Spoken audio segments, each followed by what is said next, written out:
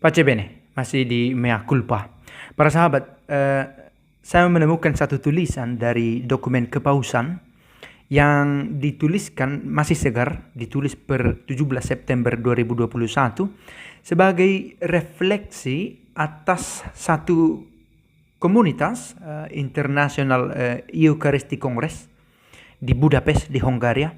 Dan tulisan ini berbicara tentang evangelisasi, karya pewartaan, bagaimana kekristenan, secara khusus kekatolikan itu ditawarkan, kalau kita mau sedikit lebih spesifik, kepada orang-orang.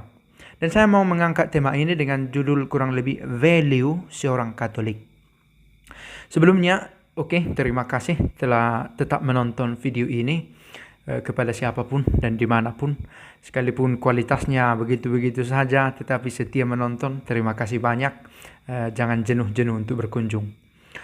Dan saya awali dengan satu contoh. Saya menemukan salah satu komentar di video Mea Culpa sebelumnya, menarik untuk saya. Di suatu desa dibagi bansos, bantuan sosial, dan orang-orang di desa itu sanggup berkata, kami sudah cukup, karena kami sudah mendapatkan jatah kami. Sampai akhirnya ditemukan bahwa semua penduduk mendapat dengan cukup, adil, merata, tanpa ada yang mengambil lebih banyak. Lalu si pembagi heran bagaimana itu bisa terjadi. Rupa-rupanya dikatakan bahwa di kampung itu mayoritas Katolik. Apakah benar kekatolikan memberikan value, nilai, sehingga mereka bisa bersikap seperti demikian? Atau jangan-jangan kekatolikan tidak memberi pengaruh di sana? Nah, value seorang Katolik, apa yang menjadi pengaruh dari kekatolikan itu bagi hidupku, dan bagaimana kekatolikan yang kumiliki itu kutunjukkan kepada orang dan memberi pengaruh juga kepada orang lain. Sama seperti bacaan di perayaan ibadat pagi untuk para martir di ibadat ofisi, kita memberikan penghiburan sebagaimana kita mengalami penghiburan dalam penderitaan yang kita terima sendiri. Bukan penderitaan yang kita terima, tapi penghiburan yang kita terima sendiri dari Allah atas semua penderitaan kita. Saya mengalami penghiburan, dan penghiburan yang saya alami saya bagikan ke orang-orang. Dan demikian juga nilai kekatolikan saya miliki, dan itu saya internalisasi dalam hidup dan kemudian saya tunjukkan kepada orang lain. Nah, apa kaitannya dengan refleksi dalam evangelisasi International Eucharistic Congress itu?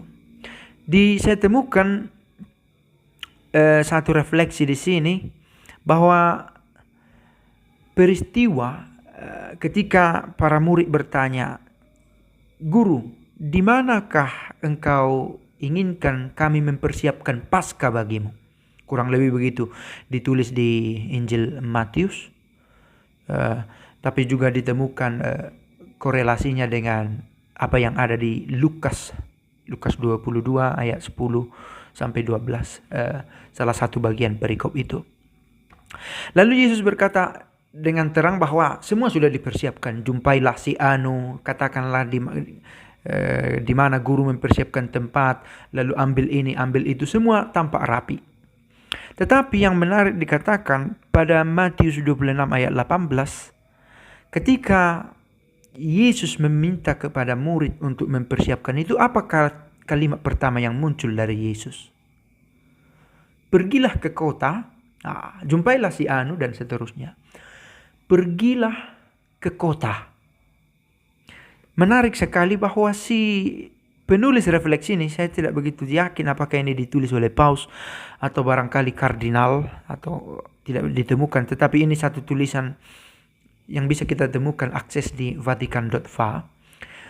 Penulis ini memberikan refleksi yang istimewa. Apa artinya pergilah ke kota?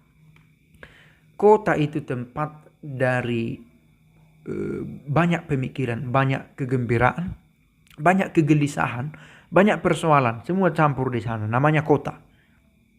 Pergilah ke kota dalam konteks berevangelisasi, berkatekesi, mengatakan pergilah di mana orang benar-benar hidup berdenyut, melakukan aktivitas sehari-hari, mengalami hidupnya secara nyata. Dari sana dimulai bagaimana orang-orang, para murid itu mempersiapkan Paskah bagi Yesus. Dan dari sana dimulai pula karya evangelisasi itu dimaksudkan. Menarik. Pergilah ke kota. Maka kalau kita mau menerjemahkan lebih luas atau lebih luas lagi, pergilah ke kota dengan mewartalah di media sosial, atau menulislah di ruang publik, atau berbicaralah kepada orang lain. Ke kota, ke keramaian, di mana orang-orang bertemu, berkumpul, di polis-polis.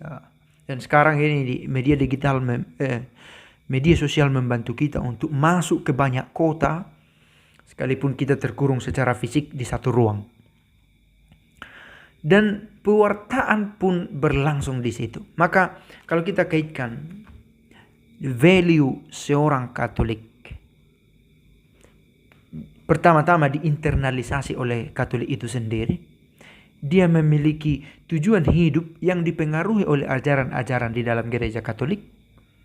Dan kemudian ajaran yang dia internalisasi secara tak sadar ataupun juga sadar hadir dalam aksinya di lapangan, dilihat oleh rekan kerjanya. Sampai orang bertanya, mengapa kamu bersikap begitu? Katakanlah misalnya dalam proyek-proyek orang mengambil banyak untung, kamu tidak mengambil sedemikian banyak, mengambil juga. Tetapi bisa membatasi diri, contohnya. Tidak hanyut kepada semua cara, kadang demi tujuan, demi untung yang lebih besar, semua cara ditempuh. Tetapi dengan value kekatolikan, oke, untung itu baik dan perlu, tetapi itu bukan prioritas. Dan orang melihat itu, mengapa kamu berpikir begitu? Mengapa kamu begitu memperhatikan karyawanmu? Mengapa kamu begitu bersikap baik kepada orang yang meminta-minta atau hal lain? Lalu dia mungkin orang yang ditanyai itu barangkali akan berbicara tentang value kekatolikan. Katakanlah secara tidak langsung, saya belajar dari Tuhan saya yang mau menderita. Dari mana kamu temukan konsep Tuhan itu? Dari Kristus, dalam gereja. Di mana gerejamu? Demikianlah kita pergi ke kota berevangelisasi sesuai dengan kompetensi kita masing-masing. Ada orang yang berkompetensi di bidang finansial, begitulah, untuk berbicara di bidang itu, expert di bidang itu. Atau di dunia pertanian, atau bahkan di komunitasnya di kedai, di mana dia berkumpul. Dan demikian dibahas iman itu di sana. Semoga evangelisasi kita berlangsung sesuai dengan cara kita masing-masing. Pergilah ke kota, tunjukkan value kekatolikan yang kita miliki. Kita lemah, sering gagal, tapi dengan pertolongan Tuhan kita kuat. Tuhan memberkati dan pace bene.